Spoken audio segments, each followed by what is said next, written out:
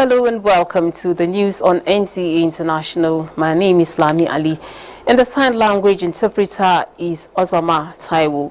We are streaming live on Vision 247 and on other social media platforms on your screen. And now the headlines. COP28, world leaders show commitments in climate change mitigation as President Tinubu makes case for resilience building. 2024 appropriation bill passes second reading as the House of Representatives.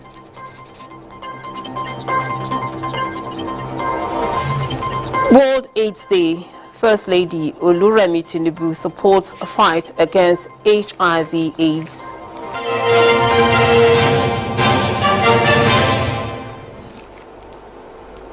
We start from Dubai, where world leaders have shown commitments in addressing issues associated with climate change mitigation as they took turns to address the ongoing United Nations COP28 summit taking place in the United Arab Emirates. Let's now join Musa Aliu for the details. Dubai in the United Arab Emirates is hosting the largest ever United Nations Climate Summit with 80,000 participants from across the globe.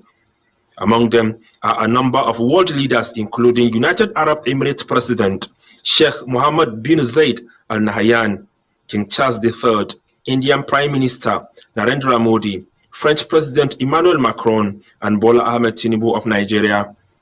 The host president of the United Arab Emirates, Sheikh Mohammed bin Zayed Al Nahyan, announced that his country will establish a $30 billion climate fund aimed at attracting $250 billion of investment in the next 10 years. He said the fund will allocate $25 billion towards climate strategies and $5 billion specifically to incentive investment flows in the global south. King Charles III appealed to the world leaders to make the COP28 climate summit a turning point in addressing climate change. He, however, warned that despite some progress, the world is far from meeting the set goals. Surely, real action is required to stem the growing toll of its most vulnerable victims. On his part, the UN Secretary General Antonio Guterres urged world leaders to plan for a future without fossil fuel, saying there was no other way to curb global warming.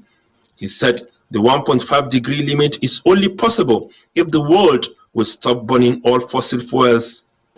We must accelerate a just, equitable transition to renewables. The science is clear. The 1.5-degree limit is only possible if we ultimately stop burning all fossil fuels. Other leaders, including President Bola Ahmed Tinubu, are expected to deliver positions of their countries on climate change and global warming. Musa Baba Aliyu, NTA News.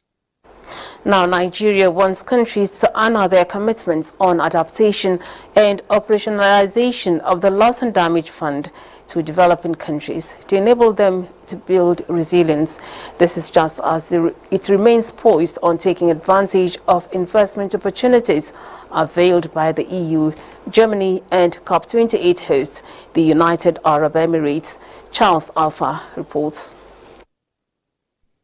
It was time to attend the World Leaders Summit at Expo City, where countries were expected to discuss climate mitigation efforts. But a stop by at the Nigerian pavilion did so much good, with foreign partners immediately taking advantage of President Tinubu's visit for partnership.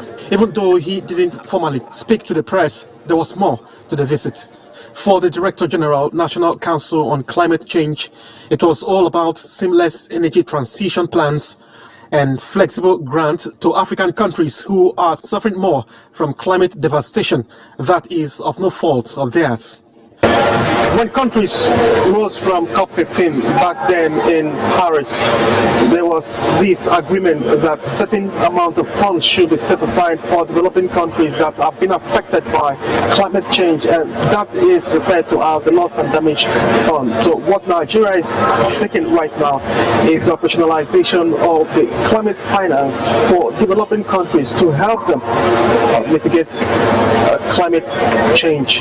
This operationalization organization, it means most of the gray areas, including some of the countries that exhibited initial pushback, have now agreed to work with the rest of the globe and provide this much needed fund. COP28 will not be a talk shop, and we're hoping that we can see a lot of movements from what we saw way back in Paris. Soon to follow was the visit of the Director General of the World Trade Organization, Ngozi Okonjo-Iweala, who insisted COP28 must deliver for Nigeria, as the United Arab Emirates promised $30 billion alongside Germany and the EU. So we must step into that. We must step into the one from the EU, the US, to start building up green hydrogen. While Nigeria hopes countries will deliver on the loss and damage fund, it is seeking strong global response and cut down on global emission to create a more sustainable, affordable and clean cooking fuel. Charles Alpha, NTA News. In other news, indicted Republican Judge Santos' brief career in the U.S. House of Representatives hangs in the balance, as fellow lawmakers are due to vote whether to expel him or not over criminal charges. The Republican lawmaker, Judge Santos, has charges of criminal corruption and accusations of misspending campaign money leveled against him. Santos has been entangled in controversy since his 2022 election and has admitted fabricating much of his biography. Federal prosecutors have accused him of laundering campaign funds and defrauding donors. Santos, however, pleaded not guilty to the charges. He survived a previous expulsion attempt early November when 182 of his fellow Republicans and 31 Democrats voted against his removal on the grounds that his criminal case should be resolved first. Without his seat, Republicans already slimmed 222 to 213 majority ruled for the narrow. His district, which includes parts of New York City and Long Island, is seen as competitive. Guinea-Bissau's capital witnessed heavy gunfire in the early hours of Friday. The shooting is linked to attempts by some National Guard soldiers to free a detained minister and a senior state official. Francis Udojo tells us more. The country's finance minister, Suleiman Saidi, and the Secretary of State for Treasury, Antonio Monteiro, had been detained amid investigations into the alleged irregular withdrawal of $10 million of state funds. Members of the National Guard took the officials before seeking refuge in barracks south of the capital. Special forces then intervened after negotiation attempts failed, and this resulted in an exchange of gunfire. The gunfire persisted on Friday morning as military vehicles circulated the streets and residents commuted to work and school. The gunfire has since stopped and military roadblocks cleared. Soldiers are no longer barring access to the presidential palace's surroundings. A police source said the shooting started on Thursday after heavily armed members of the National Guard stormed a police station to free Finance Minister Suleimani Saidi, arrested earlier that night. Meanwhile, President Umaru Sissoco Embalo is away in Dubai attending the United Nations Climate Change Conference. A communications assistant said the presidency has nothing to do with it. Calm has, however, been restored to the capital. Guinea-Bissau, with about 2 million inhabitants, has experienced frequent turmoil since it gained independence from Portugal in 1974. There have been at least 10 coups or attempted coups, and only one democratically elected president has completed a full term in almost 4 decades. Francis Sudojo, NTA News. The 2024 appropriation bill of 27.5 trillion naira has passed second reading as the House of Representatives. This follows extensive debate by lawmakers in the Green Chamber, who applauded the Tinubu administration for boosting capital expenditure and reducing non-debt recurrent overheads in the 2024 estimates. National Assembly correspondent Mitari Ikpen has the details. want to ask... It's the second day lawmakers are debating the estimates of the federal government's proposed expenditure for the next fiscal year. The total budget estimate is 7 trillion more than the previous budget. This was done so that within the shortest possible time, Nigeria will feel the impact of the current budget. I have not seen a good budget proposal like this one, where the traditional 70 to 75% of recurrent expenditure has now been reduced to less than 50%. And this is a budget that also recognizes that revenue optimization and expenditure efficiency is very critical. We expect that oil production daily will be about 1.7 million barrels. That will be achievable if we continue with the presidential amnesty program of the Niger Delta region. Other lawmakers canvass for quick wins in critical sectors such as transportation and education. The transport sector should also take care of increasing the railway from the southeast to other parts of the country, especially the northern Nigeria. If the people who need our help traveling by rail can be connected from Kogi State to Abuja, it will alleviate the sufferings of so many people. Anytime we are talking about transportation, we don't discuss the river line. And so we are left in the hands of private transporters. Our president was very, very particular about education and placing a lot of revenue monies into education. There is consensus that a good budget requires good implementation strategies and thorough oversight.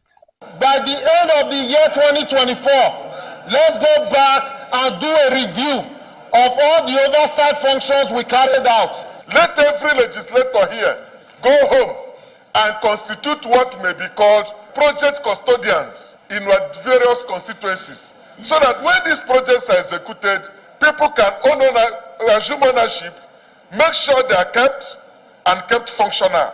So without any waste of time, I'll put the question. Those who are in support of this bill be read the second time, say aye. Those against you say nay. The ayes have it.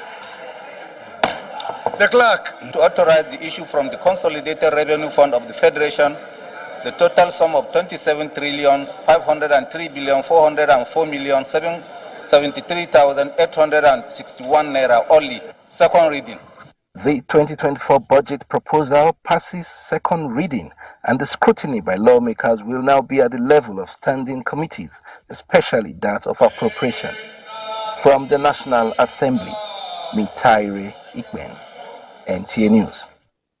Now, the president of the Economic Community of West African States, ECOWAS Commission, Umar Aliu Touare, is advising authorities of heads of states and governments to continue to demonstrate a strong commitment to zero tolerance to unconstitutional regimes. He stated this while presenting the annual report on the state of the community to the ECOWAS Parliament in Abuja. Muhammad Rabiu Ali reports. Despite the numerous challenges facing the ECOWAS community, characterized by political transitions in 3 member states affected by coup, namely Mali, Guinea, Burkina Faso and Niger Republic, and slowdown in global economies, President Umar Aliu says the region is witnessing impressive growth. On the regional stabilization, I can report that Nigeria received support in the form of stabilization fund of $1 million in 2023 to address the humanitarian concerns of the affected population in the northeastern and northwestern zones of Nigeria. Moreover, for the Gambia, which was the pilot project, with the support of the government of Germany, 3 major infrastructure projects have been completed and handed over. For Guinea-Bissau, a total of about €9 million is expected to be invested in 4 regions. Meanwhile, additional projects are being planned for more member states. He says, towards achieving inclusive and sustainable development, the Commission will continue to implement programs in favor of vulnerable population in the region, lending their voice on the review of the ECOWAS President, Members of the parliament expressed worry on the recent attempted coup in Sierra Leone, supporting for capital punishment so as to serve as deterrent to others. At this point in time, enough is enough. Let us allow democracy to prevail. For them to continue to happen, it simply means that there are things that enhances this instability. The annual report indicates that the construction of ECOWAS Commission headquarters is expected to be completed by February 2025. In Abuja, Muhammad Rabiu Ali, NTA News. You're watching the news on NTA International, reaching you from Abuja. We now take a break. More stories when we return. You're welcome back. The federal government is to add 31 million metric tons of food to the national food supply chain. Minister of Agriculture and Food Security says the expected production will combat food inflation and hunger and also reduce poverty in the country. Musa Aliu has the story. Food demand and supply have been a major concern to the global community in recent times. Drop in farmers' output per hectare as a result of the use of poor quality seed is identified as a major challenge in West Africa, including Nigeria. The convergence of experts in seed production here is aimed at identifying how to improve seed supply value chain in Nigeria. Nigeria and Nigerians need food. Global Declaration of Food Emergency, the role of the seed industry and ensuring Africa's food and nutrition security is the theme for the meeting. We will be about 400 million in less than 30 years. The need to scale up our production. It is estimated that Nigerian farmers require more than 300,000 metric tons of seeds of 5 major staple crops in 2024 planting season. Seed industry. Minister of State for Agriculture Aliu Sabi Abdullahi said government has outlined series of critical pathways to solve the food security challenges in the country. He said farmers are being supported with quality seeds for rice, maize and soybeans and other inputs at subsidized rates. We are committed to creating the enabling environment for production of more seeds, and this includes availability of early generation seeds. This can only be achieved when our national research institutions are strengthened and we have a good capacity building strategy for breeders. Consequently, the National Agricultural Seed Council, the minister said, will be focused to increase sensitization, surveillance and enforcement of its laws towards curbing infiltration of uncertified seeds that rob farmers of their value for money. Musa Aliyu, NTA News. Nigeria's First Lady Oluremi Tinubu says the fight against HIV/AIDS can only be won with active involvement and collaboration of leaders of various communities. She was speaking in Victoria Falls, Zimbabwe, as the commemoration of the year 2023 World AIDS Day with the theme, Let Communities Lead. By the First Lady of Zimbabwe, Dr. Ozilia Mnangagwa, ahead of the 22nd edition of the International Conference on AIDS and STI in Africa, saw participants from the United Nations and other sister agencies speak on the need to scale up advocacy and education about the pandemic, while decrying recent statistics released by the UNAIDS, which revealed that in year 2022, the African continent was responsible for 2/3 of about 1.5 million new infections recorded worldwide. The First Lady, in a statement by her Special Assistant on Media, Busola Kukui, the global response to HIV/AIDS, hitherto driven by governments, international organizations, and healthcare professionals, must now recognize the pivotal role that communities play in shaping the response to this pandemic. She urged various community leaders, especially traditional rulers, religious leaders, non-governmental organizations, and community-based organizations who have led the fight in the past to intensify efforts so that the target of eradicating pandemic by 2030 can be met. Nigeria's First Lady arrived Zimbabwe on Thursday for the pre-conference high-level meeting by the Organization of African First Ladies for Development, starting on the 2nd of December 2023 in Victoria Falls, Zimbabwe. The meeting has as its theme addressing the elimination of mother-to-child transmission and the elimination of newborn infections in Africa. This year's World AIDS Day is more than a celebration of the achievements of communities, but also a call to action to leadership of communities towards ending AIDS by 2030. In this report, Basi Itaikpang takes a look at the progress recorded in prevention, detection and treatment of HIV/AIDS as the world commemorates the 35th World AIDS Day. 1988 World AIDS Day has been commemorated on the 1st day of December every year.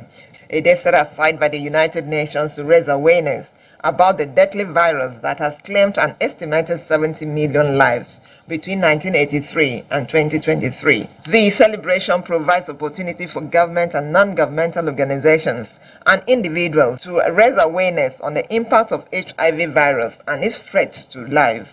World AIDS Day is an opportunity to reaffirm and refocus on our shared commitment to end AIDS as a public health threat by 2030. The 2023 theme, Let Communities Lead, shows the impact the community has in eradicating HIV and AIDS by 2023. It is important to note achieving AIDS-free society is possible if we can join hands to demand for HIV services. The basic motivation for the eradicating drive hinges on scientific findings in June 2026, showing that HIV-positive individuals who received antiretroviral treatment had the virus suppressed expectedly with the 1990-90 initiative. Nigeria now has achieved 94-90-90. That means 94% of Nigerians know their status, 90% know they are on treatment. Then, out of the 96% have viral load suppression. What will take us 2030 is now to maintain that and ensure the quality of the service and the data remains optimal. Stigma, experts say, still stands as a barrier. Gloria has been able to live above stigmatization. I may be carrying HIV-1, and this person I'm trying to sleep with, and I'm saying I'm going to infect the person with the HIV virus, might be carrying HIV-2. And by the time I go about sleeping with him, I'm already carrying double strand of HIV. So the most important thing is the person should have this ABC guideline guiding the person. One, if you know you cannot abstain from sex, you have to be faithful to your partner, just to your partner. Then if you know you cannot be faithful to your partner, you use a condom. The only way to know if you have HIV, experts say, is to get tested. With the right medication, you can live a long life and prevent transmission. So get tested today, know your status, and stop the spread. Basi Itaikpang, NTA News. Now, the Nigerian Institute of Public Relations has advised practicing unregistered public relations officers to get registered, as the body will go tough on them. President and Chairman of Council of the Institute, Ike Neliaku, gave the advice during the induction of 327 members. Haman Jabani reports. Haven't been considered. The induction, which is the first under the new leadership of the Institute, had 77 masterclass members and 250 new direct inductees.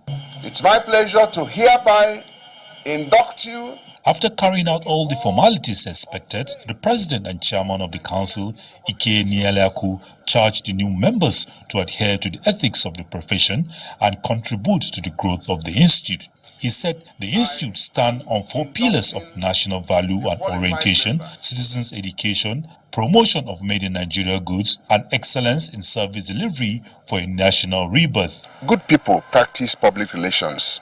Great people belong to NIPR, and that message is sinking. Secondly, we have commenced a very vigorous process of enforcement. So we are using this induction to call attention to people, those who are still out there, that our doors are still open until the 31st of December After the 31st of December, from January 1, 2024, we will begin a vigorous process of enforcement and compliance in accordance with the law. The inductees pledged their total commitment to the institute. We're going to see a different Moyo, a more professional Moyo, a Moyo that is ready to add value, not just to my organization, but also my nation as a whole. The 327 inductees are the highest in recent time to join the body at a single induction ceremony in the country. Hamman Jabani, NTA News. Global trends still align with happenings from long ago to facilitate paths traveled by nations of the world. Currently, resolutions as they relate to disagreements should be hinged on understanding underlying factors and root causes. Kolo Mohammed reports that the Institute of Global Peace and Conflicts Management, at its investiture of new inductees, called for better ways of handling conflicts by parties involved. The president of the commission took the audience way back in time to analyze the reasons conflicts have persisted and seem refusing to let the globe exist in its absence. The cost of peace is cheaper to the cost of war. Why not let us invest in prevention? The role and impact of media in the well-being of and sustainability of democracies was accentuated. An elaborate piece in this regard was presented by Oganya Simon, the General Manager, NTA International, who represented the Director General, Nigerian Television Authority, Abdulhamid Dembos. The media has continued to play an indispensable role in the national unity and integration of Nigeria, as its role in the proper functioning of a democracy and as a watchdog cannot be denied. The session was interactive and the two speakers answered questions and responded to observations put up by the audience. The summit closed after new inductees were inducted and honorary awards presented. Kolo Muhammad, NTA News. Time now for a check on the weather prospects for Saturday in Nigeria and other cities of the world.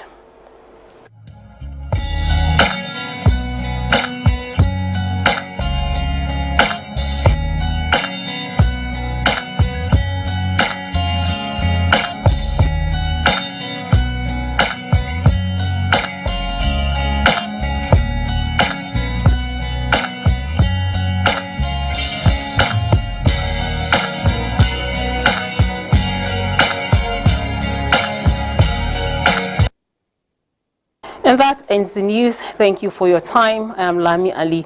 Ozoma Taiwo has been the sign language interpreter. Do have a beautiful weekend.